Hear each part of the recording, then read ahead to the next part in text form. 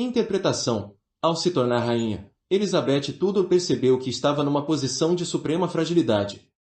Diferentemente do pai de quase qualquer outro monarca inglês, não tinha nenhuma credibilidade como governante, nem respeito ou autoridade aos quais recorrer.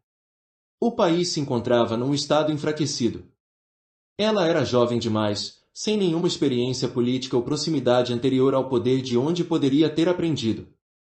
Sim, era esperado que fosse obedecida pelo mero fato de ela ocupar o trono, mas essa lealdade era tênue e poderia mudar com o menor erro ou crise. E, em poucos meses ou anos, a rainha seria forçada a se casar. Como bem sabia, o matrimônio poderia levar a todo tipo de problemas se não produzisse rápido um herdeiro do sexo masculino. O que tornava isso ainda mais preocupante era que Elizabeth era ambiciosa e muito inteligente, sentia-se mais do que capaz de governar a Inglaterra. Tinha uma visão de como resolveria os muitos problemas do país e o transformaria numa potência europeia. Um casamento seria ruim não apenas para ela, mas para os ingleses também. O mais provável era que fosse forçada a se casar com um príncipe estrangeiro, cuja lealdade seria com o seu país de origem. Ele utilizaria a Inglaterra como peão nos jogos de poder do continente europeu e drenaria os seus recursos ainda mais. No entanto, considerando todas as probabilidades contra Elizabeth, que esperança ela tinha de governar sozinha? Decidiu, então, que a única maneira de avançar era transformar a sua posição fraca numa vantagem, construindo seu próprio tipo de credibilidade e autoridade, que, no fim, lhe daria poderes muito maiores do que os de qualquer rei pregresso. O plano dela se baseava na seguinte lógica: os reis e rainhas da época governavam com um tremendo senso de merecimento por causa da sua linhagem e do status semidivino. Esperavam obediência e lealdade completas. Não precisavam fazer nada para merecer isso, era fruto da sua posição. Contudo, esse senso de merecimento tinha consequências. Os súditos lhe prestavam homenagens, mas a conexão emocional a esses governantes não era, em muitos casos, profunda. A população inglesa sentia a distância que a separava do monarca, e o quão poucos governantes se importavam de fato com ela. Esse senso de merecimento também lhes prejudicava a eficiência política. Os ministros do governo se mostravam amedrontados e intimidados diante de alguém como Henrique VIII, de forma que a energia deles era gasta apaziguando o rei, em vez de na própria inteligência e nos poderes criativos. Com esse senso de merecimento, os governantes prestavam menos atenção aos detalhes do governo, que eram tediosos demais. As guerras de conquista se tornaram o meio principal de obter glórias e fornecer riquezas à aristocracia, mesmo que esses conflitos drenassem os recursos do país. Alguns desses governantes eram incrivelmente egoístas. Henrique VIII mandou executar a mãe de Elizabeth para que pudesse se casar com a sua amante mais recente, sem se importar com a imagem tirânica que passaria aos ingleses. Maria da Escócia ordenou o assassinato do marido para poder se casar com o amante. Seria fácil para Elizabeth se iludir e simplesmente esperar a lealdade que vinha da sua augusta posição. No entanto, ela era esperta demais para cair nessa armadilha. Seguiria de forma deliberada na direção oposta. Não sentiria nenhum senso de merecimento. Teria sempre em mente a fragilidade da sua posição real. Não esperaria passivamente por lealdade, ela se tornaria ativa. Demonstraria que não era egoísta, que tudo o que fazia era motivado pelo bem maior do país. E se manteria alerta e incansável nessa tarefa.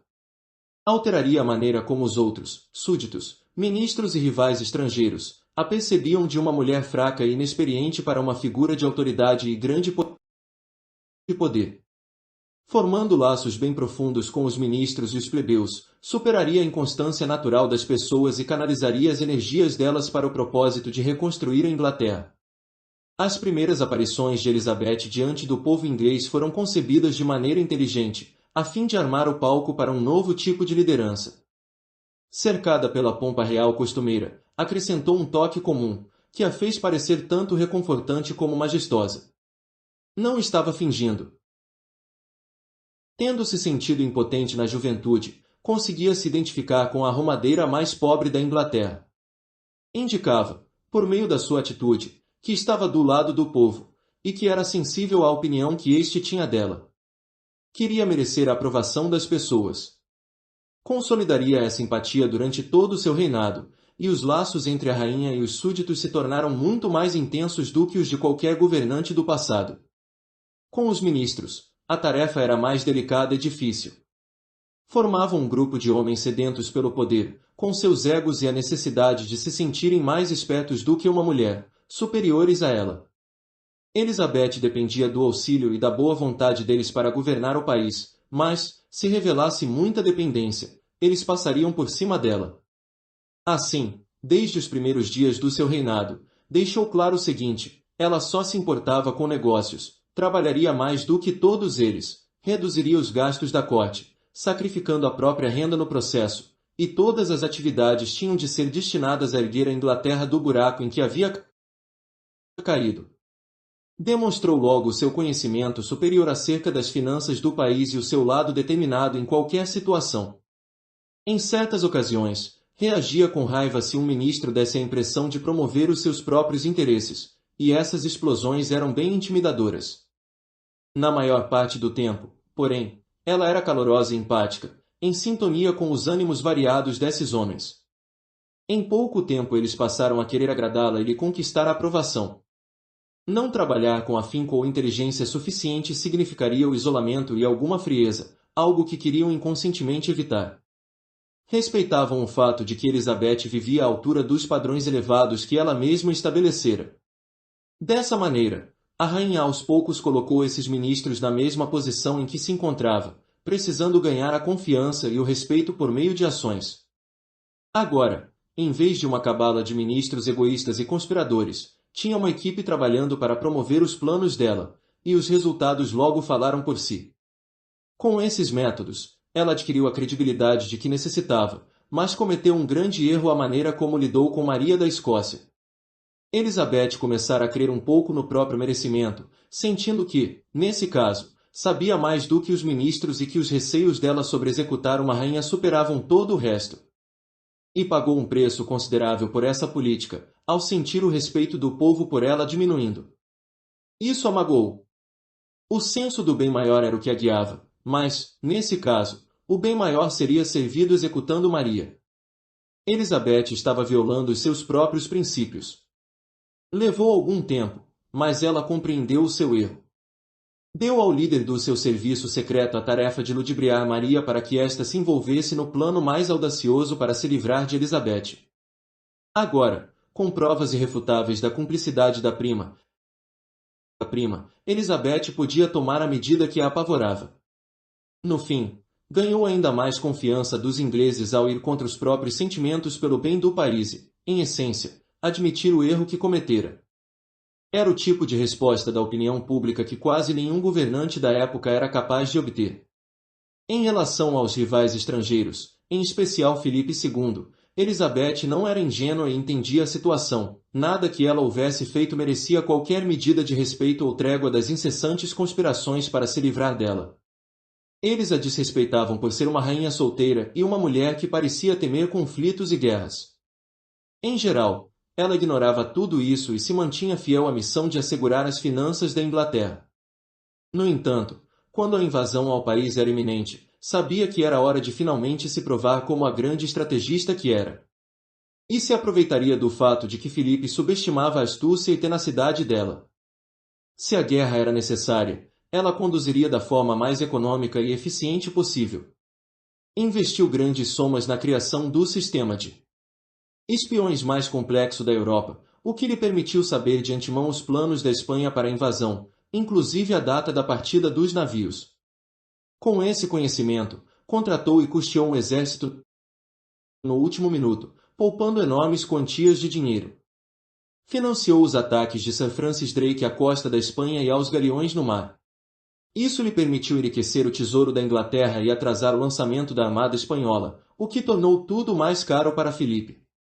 Quando parecia certo que o lançamento ocorreria em poucos meses, ela rapidamente construiu a marinha inglesa, encomendando navios menores e mais rápidos, mais baratos de se fabricar em grande quantidade e bem adaptados aos mares ingleses. Ao contrário de Filipe, deixou a estratégia de batalha nas mãos dos almirantes, mas fez uma exigência: queria que eles enfrentassem a armada o mais próximo possível da Inglaterra. Isso daria vantagem aos ingleses, já que os galeões espanhóis não eram adequados para os mares tempestuosos do norte, e os soldados dela, com a própria nação às costas, lutariam com empenho ainda maior. No fim, a Espanha se viu falida e nunca recuperou a antiga glória, enquanto a Inglaterra de Elizabeth era agora uma potência em ascensão. Depois dessa grande vitória, porém, ela resistiu aos incentivos para levar a batalha à Espanha e aplicar no país um golpe fatal. Não estava interessado em guerra pela glória ou conquista, mas apenas para proteger os interesses do país. Após a derrota da Armada Espanhola, a autoridade e credibilidade de Elizabeth pareciam intocáveis, mas ela nunca baixava a guarda. Sabia que, com a idade e o sucesso, viria naturalmente o temido senso de merecimento e sensibilidade que o acompanhava. Como uma mulher governando sozinha, não poderia permitir tamanho desapontamento. A rainha reteve a assimilação dos ânimos das pessoas em redor, e percebeu que os homens jovens que agora enchiam a corte tinham uma atitude bem diferente em relação a ela. O respeito que demonstravam era pela posição dela, mas não ia muito além disso. Mais uma vez, ela teria que lutar contra os egos masculinos, mas, desta vez, sem poder se apoiar nos próprios charmes da juventude e no coquetismo. O objetivo dela com Essex era lhe domar e canalizar o espírito para o bem do país, como havia feito com os ministros. Satisfez, então, os incessantes pedidos dele por dinheiro e privilégios, tentando-lhe acalmar as inseguranças, mas quando ele quis que a rainha lhe desse algum poder político, esta estabeleceu limites. Essex tinha que se provar, ascender ao nível dela, antes que Elizabeth lhe passasse esses poderes. Quando ele tinha acessos de birra, ela permanecia calma e firme, provando-lhe inconscientemente a própria superioridade e a necessidade de autocontrole. Quando se tornou claro que Essex não seria domado, ela deixou que ele fosse longe o bastante com a sua conspiração para, assim, arruinar a reputação dele, se livrando daquele câncer. Ao enfrentar a morte por seu crime, não era apenas a imagem de Deus que aterrorizava Essex, mas a da rainha, cuja aura de autoridade por fim sobrepujava o mais insolente e presunçoso dos homens. Entenda, embora não existam mais reis e rainhas com tanto poder em nosso meio, hoje, mais do que nunca, o ser humano se comporta como se fosse um membro da realeza. Nós nos sentimos merecedores de respeito no trabalho, não importando quão pouco tenhamos realizado. Imaginamos que as pessoas deveriam levar as nossas ideias e projetos a sério, não importando quão pouca ponderação investimos neles ou quão pobre seja o nosso histórico.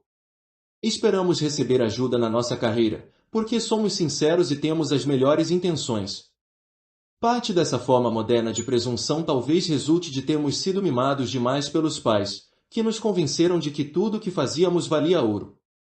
Outra parte pode ser a consequência da tecnologia, que domina tanto a nossa vida e que nos mima também. Ela nos dá poderes imensos sem que tenhamos que exercer qualquer esforço real. Passamos a tomar esses poderes como garantidos e acreditar que tudo na vida será bem fácil e rápido. Qualquer que seja o motivo, esse fenômeno nos contamina a todos, e devemos encarar esse senso de merecimento como uma maldição. Ele nos leva a ignorar a realidade. As pessoas não têm nenhuma razão inerente para nos oferecer confiança ou respeito só porque somos quem somos. Isso nos torna preguiçosos, satisfeitos com a mera concepção ou primeiro esboço do nosso trabalho. Por que temos de melhorar o nosso desempenho ou nos esforçar para nos aprimorarmos quando acreditamos que já somos tão fantásticos? Nós nos tornamos insensíveis e absortos em nós mesmos. Ao imaginar que os outros nos devem a sua confiança e respeito, nós lhes negamos a força de vontade, a habilidade de julgarem por si mesmos, e isso os enfurece. Talvez não percebamos, mas inspiramos o ressentimento dos outros. E se nos tornamos líderes ou sublíderes, o efeito dessa maldição só piora. De maneira inconsciente, tendemos a nos acomodar e esperar que as pessoas venham até nós com lealdade e respeito pela posição que ocupamos. Na defensiva, ficamos irritados se as nossas ideias são desafiadas, se a nossa inteligência e sabedoria são questionadas, até nos assuntos mais ínfimos. Esperamos certos benefícios e privilégios, se houver sacrifícios a serem feitos, de algum modo sentimos que deveríamos ser eximidos. Se cometermos um erro, é sempre culpa do outro, ou das circunstâncias, ou de algum demônio interno passageiro fora do nosso controle. Nunca é responsabilidade nossa.